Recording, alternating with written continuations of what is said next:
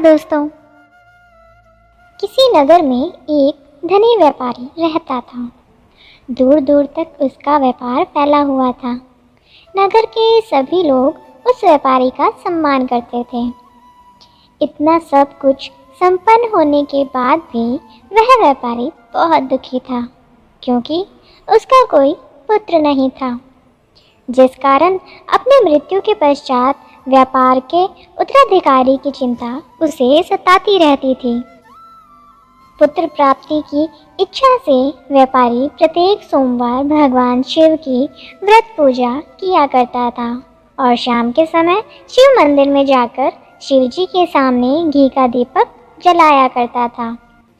उसकी भक्ति देखकर माँ पार्वती प्रसन्न हो गई और भगवान शिव से उस व्यापारी की मनोकामना पूर्ण करने का निवेदन किया।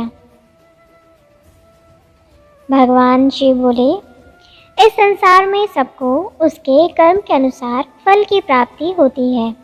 जो प्राणी जैसा कर्म करते हैं उन्हें वैसा ही फल प्राप्त होता है। शिव जी द्वारा समझाने के बावजूद माँ पार्वती नहीं मानी और उस व्यापारी की मनोकामना पूर्ति हेतु वे शिव जी से बार बार अनुरोध करती रही। अंततः माता के आग्रह को देखकर भगवान भोलेनाथ को उस व्यापारी को पुत्र प्राप्ति का वरदान देना पड़ा।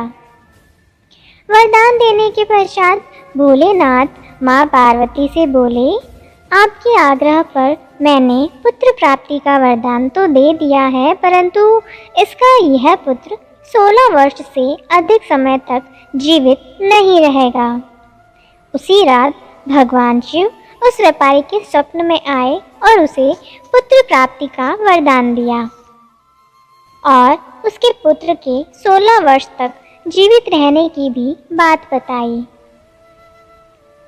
भगवान के वरदान से व्यापारी को खुशी तो हुई, लेकिन पुत्र की अल्पायु की चिंता ने उस खुशी को नष्ट कर दिया।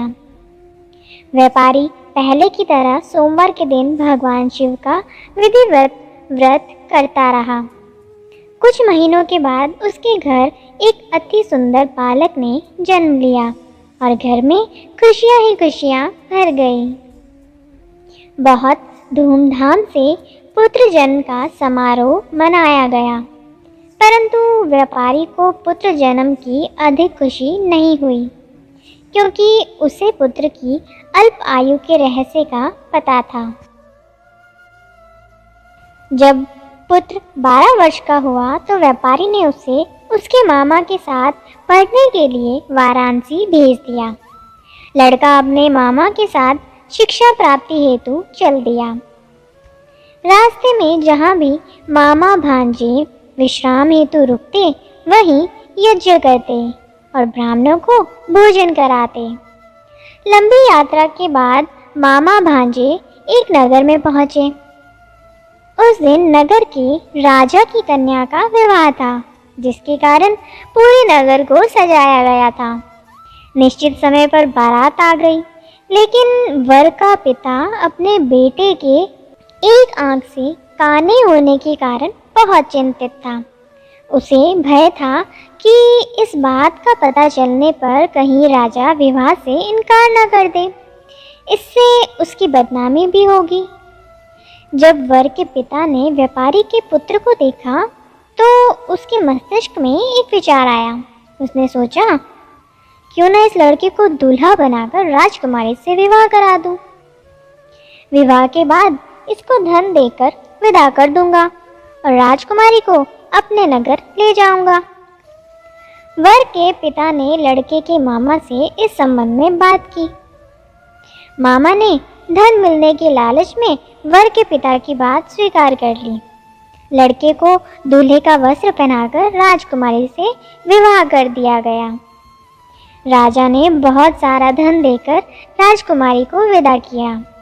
शादी के बाद लड़का जब राजकुमारी के साथ लौट रहा था तो वह सच नहीं छुपा सका और उसने राजकुमारी की ओढ़नी पर लिख दिया, राजकुमारी, तुम्हारा विवाह मेरे साथ हुआ था। मैं तो वाराणसी पढ़ने के लिए जा रहा हूँ और अब तुम्हें जिस नवयुवक की पत्नी बनना पड़ेगा वह कान्हा है। जब राजकुमारी ने अपनी ओढ़नी पर लिखा हुआ पढ़ा तो उसने काने लड़के के साथ जाने से इनकार कर दिया। राजा को जब ये सब बातें पता लगी तो उसने राजकुमारी को महल में ही रख लिया। उधर लड़का अपने मामा के साथ वाराणसी पहुंच गया और गुरुकुल में पढ़ना शुरू कर दिया। जब उसकी आयु 16 वर्ष की हुई तो उसने यज्ञ किया। यज्ञ के समाप्ति पर ब्राह्मणों को भोजन कराया और खूब अन्न वस्त्र दान किए। रात को वह अपने शयन कक्ष में सो गया। शिव के वरदान के अनुसार शयनावस्था में ही उसके प्राण पखेरु उड़ गए। सूर्योदय पर मामा मृत भांजे को देखकर रोने पीटने लगा। आसपास के लोग भी एकत्र होकर दुख प्रकट करने लगे। लड़के के मामा के रोने विलाप करने के स्वर समीप से गुजरते हुए भगवान शिव और माता पार्वती ने भी सुने। माता पार्वती ने भगवान से कहा, प्राणनाथ, मुझे इसके रोने के स्वर सहन नहीं हो रहे। आप इस व्यक्ति के कष्ट को अवश्य दूर करें। भगवान शिव ने माता पार्वती के साथ अदृश्य रूप में समीप जाकर देखा तो भोलेनाथ माता पार्वती से बोले, यह तो उसी व्यापारी का पुत्र है जिसे मैंने 16 वर्ष की आयु का वरदान दिया था। इसकी आयु पूरी हो गई है। माँ पार्वती ने फिर भगवान शिव से निवेदन कर उस बालक को जीवन देने का आग्रह किया। माता पार्वती के आग्रह पर भगवान शिव ने उस लड़के को जीवित होने का वरदान दिया और कुछ ही पल में वह जीवित होकर उठ बैठा। शिक्षा समाप्त करके लड़का मामा के साथ अपने नगर की ओर चल दिया। दोनों चलते हुए उसी नगर में पहुंचे जहां उसका विवाह हुआ था। उस नगर में भी यज्ञ का आयोजन किया। समीप से गुजरते हुए नगर के राजा ने यज्ञ का आयोजन देखा तो उसने तुरंत ही लड़के और उसके मामा को पहचान लिया। यज्ञ के समाप्त होने पर राजा मामा और लड़के को महल में ले गया और कुछ दिन उन्हें महल में रखकर बहुत सा धन, वस्त्र आदि देकर राजकुमारी के साथ विदा कर दिया। इधर भूखे प्यासे रहकर व्यापारी और उसकी पत्नी बेटे की प्रतीक्षा कर रहे थे। उन्होंने प्रतिज्ञा कर रखी थी कि यदि उन्हें अपने बेटे की मृत्यु का समाचार मिला तो दोनों अपने प्राण त्याग देंगे। परंतु जैसे ही उन्होंने बेटे के जीवित वापस लौटने का समाचार सुना तो वह बहुत प्रसन्न हुए। वह व्यापारी अपनी पत्नी और मित्रों के साथ नगर के द्वार पर पहुंचा। अपने बेटे का विवाह का समाचार सुनकर पुत्रवधू राजकुमारी को देखकर उसकी खुशी का ठिकाना ना रहा।